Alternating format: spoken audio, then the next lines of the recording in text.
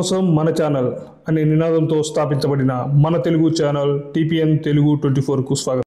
Welcome to TPN Telugu 24 news channel.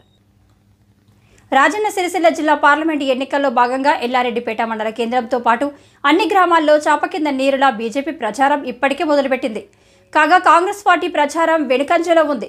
నేడు ఎల్లారెడ్డిపేటలో BRS అధ్యక్షులు తోట ఆగయ్య, తన అనుచర వర్గం పట్టణ అధ్యక్షులు ఎడ్ల సందీప్, సింగిల్ విండో అధ్యక్షులు కృష్ణారెడ్డి, ఎంపీటీసీలు Pandila Nagarani, Parashuram Goud, Enagandula Anasuya, Narasimhulu, single window director Nevuri Venkata Narasimha Reddy, మండల మహిళా అధ్యక్షురాలు అప్సరా, ఉన్నీసా, అజ్జు, మండల యూత్ అధ్యక్షులు ఎడ్ల లక్ష్మణ్ ఆయా నాయకులతో కలిసి ప్రారంభించారు. ఇంటింటికి తిరుగుతూ కారు గుర్తుకు ఓటు వేయాలని, తమ అభ్యర్థి వినోద్ కుమార్ను గెలిపించాలని కోరారు. రెండు జాతీయ పార్టీలకు ఓటు వేయొద్దని ప్రజలకు సూచిస్తూ తమ ప్రచారం కొనసాగించారు. దీనితో ఒక్కసారిగా ఎన్నికల వాతావరణం వేడెక్కింది.